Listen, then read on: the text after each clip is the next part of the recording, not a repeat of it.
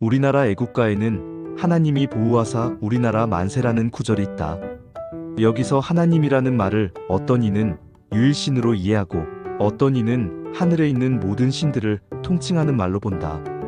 그렇다면 과연 어느 쪽의 해석이 옳을까? 하나님은 하나와 님의 결합이다. 하나는 옛말로 하늘을 뜻하며 수사로서는 이를 의미한다. 하늘이 모든 것의 첫 번째이니 결국 하늘이라는 말은 하나라는 말과 같다. 한편 님은 주인, 임금 또는 사랑하는 이를 높여 부를 때 쓰는 존칭어이다. 따라서 하나님은 문자 그대로 하늘의 주인, 하늘의 임금을 의미한다. 그런데 문제는 여기서 님이 단수일까, 복수일까 하는 점이다. 이것은 결코 단순한 설명으로 끝날 수 없다. 오히려 이 님이 단수인지 복수인지를 알려면 우리는 우리 민족의 사유체계를 이해해야 한다. 형태상으로 하나님은 단수형이다. 만일 복수로 말하려면 하나님들이라 해야 한다. 따라서 하나님은 하늘에 계신 한 분, 곧 상제를 가리킨다. 그러나 문제는 그렇게 단순하게 끝나지 않는다. 왜냐하면 여기에는 우리 민족만의 사유 방식, 놀라운 언어적 비밀이 숨어 있기 때문이다. 삼국유사에 따르면 단군의 나이는 1908세라고 한다. 하지만 그것은 한 사람의 나이가 아니다. 사료에 의하면 단군으로 제위한 임금은 모두 47명이었다. 그러므로 1908세의 단군은 곧 47명의 단군을 총칭한 수이다. 즉 여러 임금을 하나로 묶어 단군이라 부른 것이다. 따라서 하나님에서 님이라는 말은 형태상 단수이지만 그 의미는 복수가 된다. 이와 비슷한 현상은 우리말 우리라는 말에서도 나타난다. 우리 남편, 우리 아내, 우리 집이라고 할 때 이는 실제로 내 남편, 내 아내, 내 집을 의미한다. 즉 형태는 복수이지만 의미는 단수이다.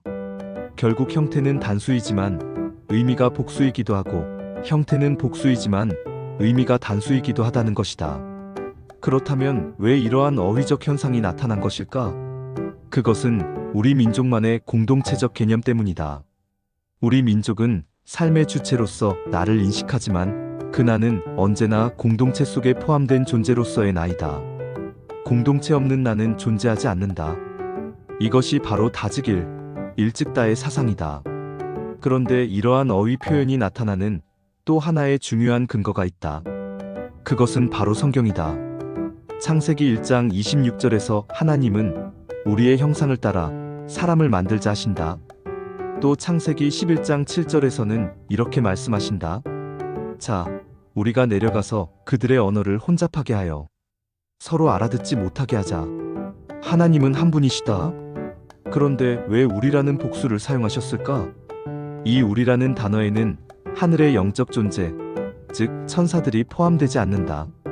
왜냐하면 천사는 하나님과 동등한 위격을 갖지 못하기 때문이다. 그렇다면 이 우리는 곧 하나님 자신을 의미한다. 즉 삼위일체 하나님을 가리키는 표현이다. 우리가 내려가자고 말씀하실 때 주체는 아버지 하나님이시다. 그러나 그 아버지는 삼위일체라는 공동체 속에서의 대표자로서 주체성을 가지신 분이다. 즉 여기서도 우리는 다즈길, 일찍다의 사상을 발견한다. 이 사상은 세상 어디에서도 찾아보기 어려운 개념이다. 심지어 지금의 이스라엘에서도 이러한 사상은 발견되지 않는다. 그런데 왜 이러한 일찍다, 다즈길 사상이 한반도의 한민족에게서 발견되는 것일까? 이스라엘이 멸망한 후 그 백성은 온 세상으로 흩어졌다. 그중 일부 이스라엘 지파는 동방의 끝으로 향했다. 사료와 고고학적 자료에 따르면 이스라엘은 한반도를 거쳐 일본으로 이동했고 일본에는 지금도 유대인의 유전자와 변형된 문화를 가진 산악민족이 존재한다. 또한 신찬성시록에 따르면 한반도를 거쳐 일본으로 건너간 집단 이민 세력이 있었으며 이들이 하타시 가문을 이루었다고 한다. 그리고 일본 서기에 의하면 스사노오와 아마테라스 오오카미 사이의 전쟁이 한반도에서 발발했다고 기록되어 있다. 즉 한반도에서 건너간 도레민들이 일본에 정착한 것이다. 고대에는 많은 이들이 한반도를 거쳐 일본으로 이동했다. 그렇다면 혹시 그 이동 과정 중 일부 이스라엘인 혹은 이스라엘 지파가 한반도에 정착한 것은 아닐까?